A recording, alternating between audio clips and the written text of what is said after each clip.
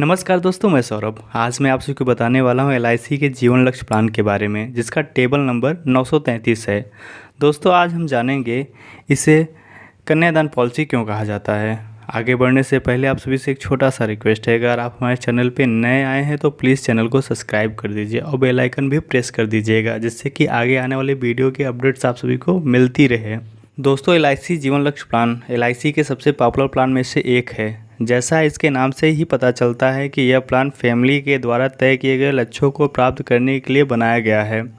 पहले इस प्लान का टेबल नंबर 833 था, जो 1 फरवरी 2020 को बदलकर 933 कर दिया गया। जीवन लक्ष्य प्लान एक नॉन लिंक्ड प्लान है, मतलब कि यह पॉलिसी शेयर मार्केट से जुड़ा हुआ नहीं है। यह पॉलिसी बीमा धारक को बचत और सुरक्षा दोनों प्रदान करती है। यह एक लिमिटेड प्रीमियम का प्लान है, मतलब कि पॉलिसी धारक को चुने गए पॉलिसी पीरियड से 3 वर्ष कम प्रीमियम भुगतान करना होता है। यह एक विथ प्रॉफिट प्लान है, जिसके अंतर्गत एलआईसी अपने प्रॉफिट को पॉलिसी धारक को बोनस के रूप में प्रदान करती है। इसमें 2 प्रकार के बोनस होते हैं। पहला वेस्टेड सिंपल रिवर्सनरी बोनस, दूसरा फाइनल एडिशनल बोनस। इस प्लान की खास बात यह है कि बीमा धारक के साथ कुछ भी अनहोनी होने पर भविष्य के सारे प्रीमियम माफ़ हो जाते हैं। इसके अलावा सम एश्योर्ड का 10% बीमा धारक के नॉमिनी को हर वर्ष मिलता रहता है। पॉलिसी के मैच्योरिटी के समय पॉलिसी का मैच्योरिटी अमाउंट भी मिल जाता है। एलआईसी के जीवन लक्ष्य प्लान को कन्यादान पॉलिसी के रूप में भी जाना जाता है। दोस्तों, इस पॉलिसी के लिए जो भी आप प्रीमियम का भुगतान करते हैं वह इनकम टैक्स के सेक्शन 80C के तहत छूट मिल जाती है, और इस पॉलिसी में डेथ बेनिफिट का जो भी अमाउंट है इनकम टैक्स के सेक्शन 10D के तहत छूट मिल जाती है पूरी तरह से। इस पॉलिसी के अंतर्गत प्रीमियम पेमेंट मोड 4 प्रकार से दिए गए हैं। आप अपने सुविधा अनुसार कोई भी मोड चूज कर सकते हैं। पहला मंथली, दूसरा क्वार्टरली, तीसरा हाफ ईयरली, चौथा ईयरली।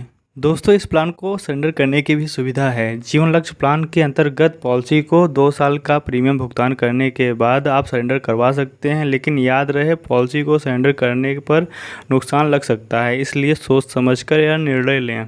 इस पॉलिसी में आप लोन की भी सुविधा ले सकते हैं। इस पॉलिसी में लोन की सुविधा 2 वर्ष का प्रीमियम भुगतान करने के बाद मिल जाता है। पॉलिसी अमाउंट इस बात पर निर्भर करती है कि पॉलिसी कितने साल तक चली है और उसका सरेंडर वैल्यू क्या है। इनफोर्स पॉलिसी के लिए लोन सरेंडर वैल्यू का 90% मिलता है।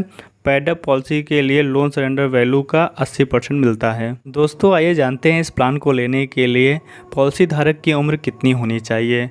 पॉलिसी धारक की कम से कम 18 वर्ष होनी चाहिए और अधिकतम उम्र 50 वर्ष होनी चाहिए, मतलब कि 50 वर्ष से अधिक उम्र वाले व्यक्ति को यह पॉलिसी नहीं दी जाती है। इस प्लान में पॉलिसी टर्म कम से कम 13 वर्ष है और अधिकतम 25 वर्ष है, और आप जितने साल के लिए आप इस बीमा को लेंगे उससे 3 साल पहले ही आपको प्रीमियम भरना पड़ेगा। दोस्तों, इस पॉलिसी को लेने के लिए कम से कम बीमा राशि यानी कि सम एश्योर्ड 1 लाख रुपए होना चाहिए, और अधिकतम कोई सीमा नहीं, लेकिन वो बीमा धारक के आय पर निर्भर करती है। इस प्लान में 4 प्रकार के राइडर्स उपलब्ध हैं। पहला accidental death and disability benefit rider, दूसरा एक्सीडेंटल बेनिफिट राइडर, तीसरा न्यू टर्म इंश्योरेंस राइडर, चौथा क्रिटिकल इलनेस राइडर। दोस्तों, अगर आप अपने बच्ची की शादी के लिए इस प्लान को लेना चाहते हैं तो ये बेस्ट प्लान है। अगर आप इसके बारे में अधिक जानकारी चाहते हैं तो आप हमसे टेलीग्राम के माध्यम से जुड़ सकते हैं, नीचे लिंक दिया हुआ है। दोस्तों, अगर ये वीडियो आप सभी को अच्छा लगा हो तो प्लीज़ लाइक करें, शेयर करें और हमारे चैनल को सब्सक्राइब करें। आप सभी को मेरा वीडियो देखने के लिए बहुत बहुत धन्यवाद।